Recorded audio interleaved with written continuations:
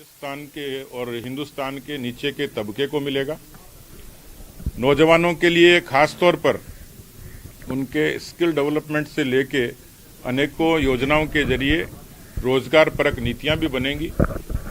लेकिन एमएसएमई जो एक बड़ा सेक्टर है जिसमें निजी रोजगार से लेके व्यवसाय से लेके और निजी नौकरियां जो बड़े पैमाने पर लोगों को मिलती हैं, ऐसी एमएसएमई जो कोरोना के कालखंड में तनाव में थी उनको बड़ी सहूलियत देने का काम हुआ है।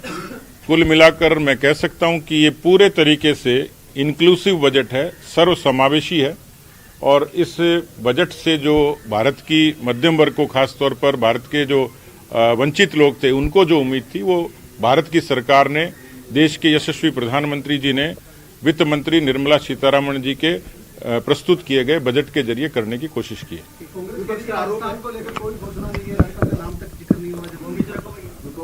है कि इसी साथ सवाल हो रहा है कि महंगाई को लेकर कोई बात नहीं की, कि महंगाई किस तरह कम होगी, राजस्थान को कुछ नहीं। देखिए, मेरे ख्याल से वो केवल राजस्थान की सोचते हैं, प्रधानमंत्री जी पूरे हिंदुस्तान की सोचते हैं। यदि बजट में प्रावधान नहीं, इसका मतलब ऐसा नहीं कि राजस्थान को नहीं मिला।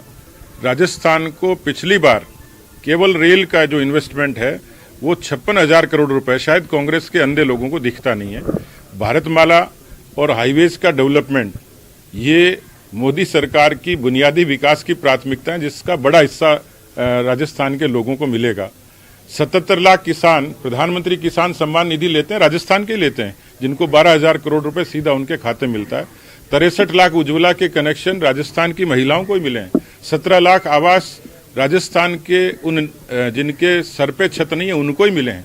इसलिए इस बजट में मैंने इसलिए ऑल इंक्लूसिव कहा है, सर्व समावेशी इसीलिए कहा है, इसमें स्पेसिफिक किसी भौगोलिक क्षेत्र का उल्लेख नहीं है, पर ये योजनाएं हर आदमी के दर तक जाएंगी, दरवाजे तक जाएंगी और घर तक जाएंगी।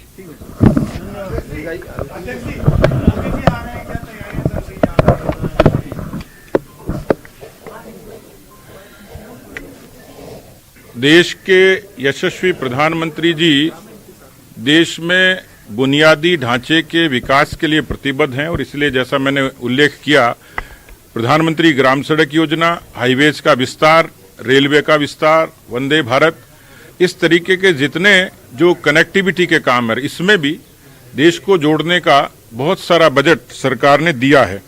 अकेले रूरल डेवलपमेंट पे 1,60,000 करोड़ का है, रेल पर 2,41,000 करोड़ का है।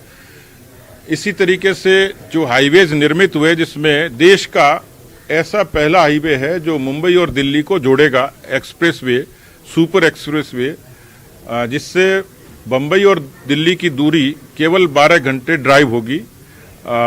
उसका शुभारंभ करने के लिए, जिसमें काफी बड़ा काम हुआ, सोना से और दौसा तक का जो काम हुआ है, उसके उद्घाटन के लिए उनका दौरा प्रस्तावित है।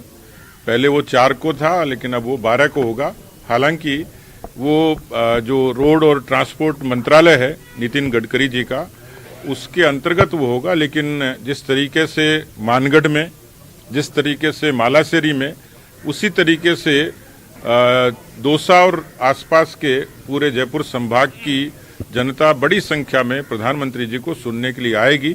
उसकी जो हमारा जो मोबिलाइजेशन का काम है, प्रचार प्रसार का काम है, उसकी प्रारंभिक तैयारी शुरू कर दी है। मुझे लगता है कि एक बार तैयारियां शुरू हो जाएं, उसके बाद आपको पूरी विस्तार से जानकारी देंगे।